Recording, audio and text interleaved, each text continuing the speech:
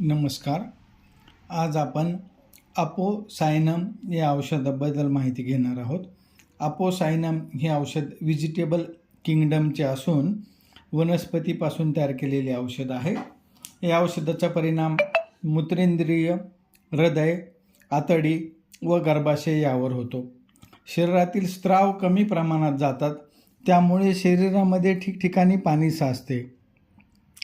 जलोदर, नाळगुद, घाम आला तर बरे वाटते, पण घाम येत नाही. अशक्तपणा खूप असतो. पाणी पिण्याच्या मानाने स्त्राव कमी जातात.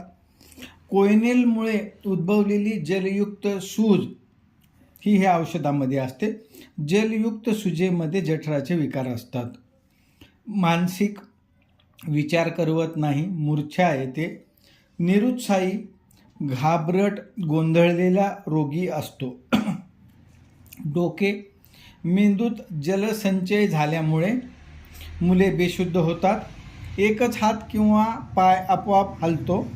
एक बाजू लोळी पडते. एक डोळा स्तब्ध व दुसरा हलतो. कुशीवरून डोके वर उचलले तर मूर्छा येते. डोळे कडक व लाल होतात. डोळ्यामध्ये वाळूचे कण आहे असे वाटते. एक डोळा स्तब्ध व दुसरा हलतो. नाक जाड पिवळ्या शेंबडाने भरलेले असते. तान्ह्या मुलांना श्वास घेता येत नाही. सहज सर्दी होते. चेहरा निजल्यावर सूज येते. उठून बसले की सूज कमी होते. चेहरा फिक्कट व त्यावर गार घाम येतो. जठर, तहान फार लागते. पातळ पदार्थ व अन्न पोटात टिकत नाही, लगेच ओकून पडते. लघवी बंद झाल्यामुळे होणाऱ्या वकाऱ्या म्हणजे रिटेन्शन ऑफ युरिनमुळे होणारी ओमिटिंग, मळमळताना गुंगी आल्यासारखे वाटते. उदर पोटाच्या खळीत गळून गेल्याप्रमाणे वाटते. विशेषतः भरपूर लघवी झाल्यानंतर वेदनारहित पिवळे भडभडून जुलाब होतात व त्यावेळेस आवाज होतो.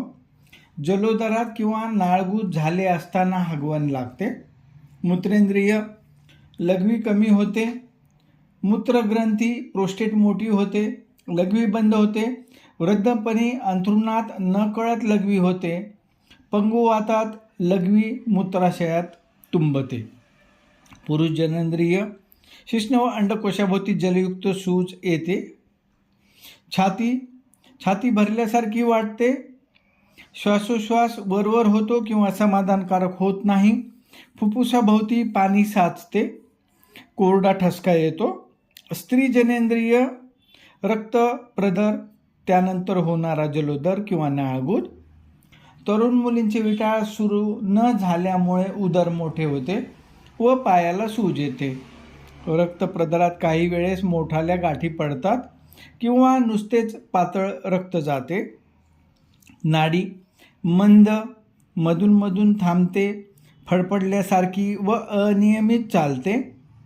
झोप, गुंगी येते, अस्वस्थ झोप.